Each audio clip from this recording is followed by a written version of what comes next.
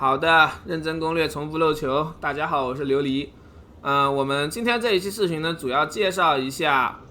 女术士风暴撕裂者它在前期的一些比较廉价的搞伤害还有搞生存的手段啊。当然可能也不算特别廉价，因为有一个核心部位项链现在太贵了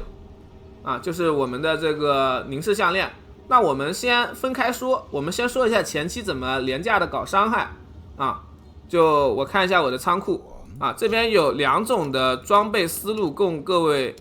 参考啊，加起来可能是我们以游戏里的道具，也就是崇高石啊，这个道具在英文是 Improver 吧。然后呢，这个商店或者是这种交易频道，有什么人喊几亿收装备，它不是要你几个亿的金币，它是说几个崇高石去收啊，就各位有一个这个概念。然后呢，建议各位是用大概3到5个崇高石凑这样的一套法术套装啊。我们先来说一下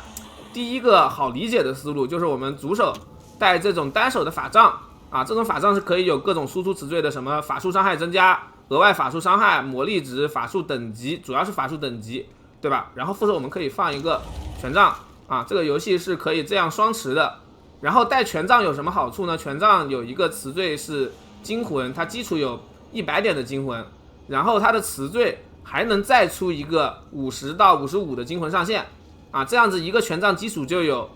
150多点的精魂了，对吧？那这个时候你再使用我们这边的奥数时刻师啊，用这个道具你可以把权杖给再品质点上去，品质点上去之后它的基础精魂会变高，最高你就能见到我这样的精魂了啊。然后这个权杖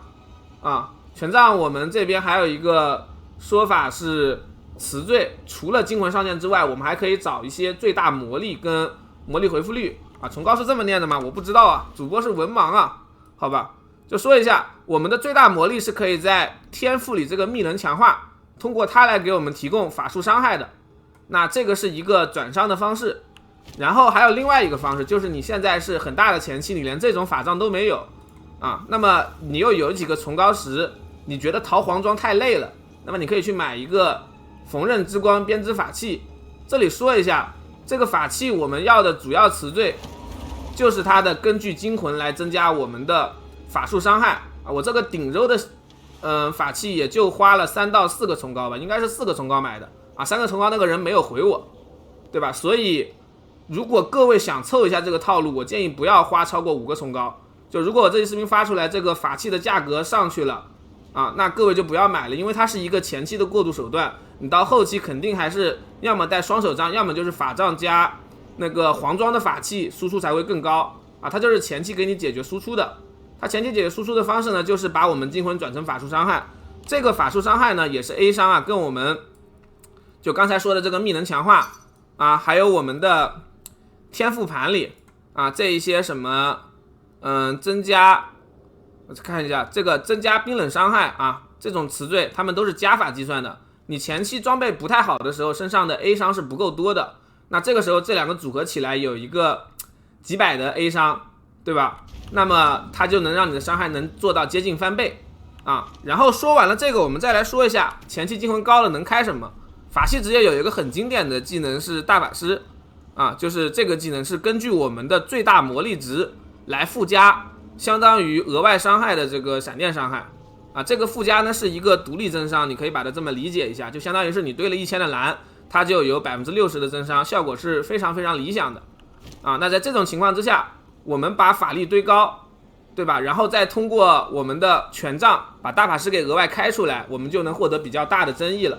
啊。当然这是针对兵法或者是一些别的法系的，像电法本身是要开大法师的，那你可以怎么做呢？你可以开一些别的实用性的技能，比如说你开个闪现跑得快，比如说你像我这样开个毒神，毒神是可以把诅咒光环给扩散出来的啊。比如说像我现在这个样子是带了一个减电抗的诅咒，怪物靠近我自动减电抗，然后他们死掉了之后还会把诅咒扩散出去啊。就如果说我不想带闪现，我就想走路腿着走，我还可以把族神这边给挂个双诅咒，减怪物的伤害啊。但这样子的话，你就需要去天赋这边找一个灭世之语了啊，这样子诅咒才能去比较舒服啊。这个是一个整体的思路啊。然后再说一下，就如果你是电法或者是能量比较多的兵法，你还可以再开一个极地装甲或者是冷酷之焰啊。你像我这样子装备这个武器比较好啊，当时是1崇高买的，现在可能价格上去了啊。像这样子的话，你可以再开一个冷酷之焰。冷酷之焰呢，可以让敌人在你附近死亡的时候产生痕迹，它是一个球，捡球可以回复我们的能量护盾。比如说我现在是4500的盾，对吧？捡这个球最多可以把盾堆到9000啊，在速刷的时候是非常好用的，但是在压力层面的时候就不太好用了啊。那这个是一些关于惊魂的能开的技能的说明。然后接下来说一下防御的一个手段，就防御加转伤的手段，就是核心是项链跟衣服的互转啊。项链这边的话就比较简单嘛，给我们提供魔力值的额外护盾，但这个项链呢跟我们天赋是有一个额外的联动的，就是我们这个异能魔力，它可以把我们的基础能量护盾转成魔力值。然后我感觉这个项链在这个过程中有双转，就是转过去之后它又转回来了一部分，所以导致这一个项链，你可以看我穿脱啊，我现在4500的护盾，对吧？啊，穿脱它一下子变成2700了，影响的非常大。然后这是其一，其二是这个衣服残破长袍，这个衣服也存在转盾的一个数值的异常，就是我们这边是可以在天赋里点出异能之体的，它会把我们最大生命变成1，而且免疫混沌伤害。但是衣服在这个情况之下，还是会按照我们的基础生命值来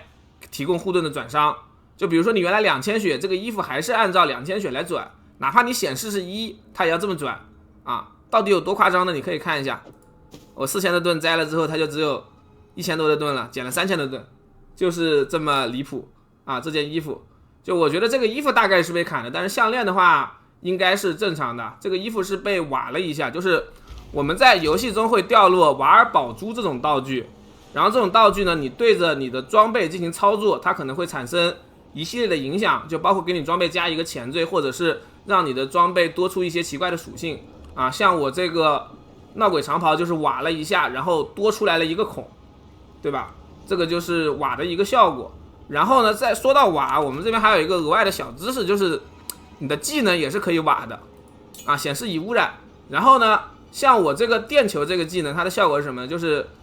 原来它是一个17级的电球，然后我给它打了一个普通的工匠石啊，把它变成了一个3孔的电球。就各位看一下，我这边现在是4个孔嘛，它是3个孔，对吧？然后我用瓦尔宝珠对它进行了操作，它变成了已污染状态，但是瓦成功了，出了一个孔，这个概率应该是20%啊。也就是说，如果你的这种普通工匠石很多，你可以通过瓦尔宝珠这个方式把你的技能给堵成4个孔的，也就是所谓的5连技能。那在这种情况之下是比较能够让你轻松在前期获得收益的，因为能够把技能正常打成4个孔的工匠石，我今天查了一下，可能已经要20多个崇高石了啊。瓦尔宝珠现在是非常便宜的，基本是不要钱的啊。当然也有缺点，就是你这样子瓦完的装备应该是没法再进行别的操作的，不过在前期嘛，这些是无所谓。对啊，就是纯赌啊。但技能石本身是你看这个技能石，我现在这个仓库里存的，我后面到16、17级都不捡了。就今天我发现可以用瓦尔宝珠瓦技能，我才会去捡它的啊。就因为工匠石这个东西，你可能也是一个崇高换好几个的，你拿这种东西去赌概率，我觉得在前期是可以做的，当然后期就别做了啊。那大概就是这样吧，该说的应该也都说了。然后这电法的话跟兵法的区别就是刷图的时候可能会比较舒服一些啊，就是因为它是全屏攻击的。像兵法的话，在后面图的难度高了之后，可能会出现一些问题，就是你冻不住怪了，或者说是跳到怪堆里去，然后操作失误被怪秒掉。电法可能就没有这种问题啊。电法在小房间里的表现也比较好，所以现在我在玩电法啊。当然是因为我们这个项链吧，好不容易搞了这个项链，现在肯定是玩电法这种吃到多的好一点啊。我们这边就随便开一个男5的图打就操作起来还是非常的简单的啊。我看一下技能应该没问题吧啊，就这样。尤其是这种小房间，我这把运气比较好，开了个小房间。电法这种小房间是可以越2、3个难度战斗的啊。然后操作也是这样的，跟兵法的思路也差不多啊。这个项链是我40多崇高买的，很贵我朋友前2天测试的时候才几个崇高一个然后后面变成20崇高了，今天变成40崇高了啊。就给各位刷图的时候，其实你可以看一下我这边的一个护盾的效果啊。就你看我这个护盾虽然显示是4500，但我边走路边捡球，我这个护盾是堆到5200的啊。如果是一些小怪很多的小图，那我的护盾可能会堆到更高，更高的护盾就能提供更高的一击线啊，让你在前期获得比较安稳的输出环境。你看现在堆到6000多了啊，极限我这个是能堆到9000的，但正常战斗会挨打嘛，对吧？所以就一直维持这个护盾就好了。这个就是我们的武器给我们带出来的一个小小的收益啊。但是如果你到后期，肯定还是追求那种纯输出的词缀就好了。就纯输出的黄色武器跟纯输出的黄色副手，你在怪看到你之前就把它秒掉就行了啊。那么就是这样，以上就是这一期视频的全部内容了。我是琉璃，我们下期视频再见。工匠石可以点技能，点技能是特殊的工匠石啊，他们都叫工匠石，但是其实是不一样的，有的工匠石会更高贵一些啊。一共有3种点技能的工匠石，大概就是这样啊。那么就这样吧，拜拜。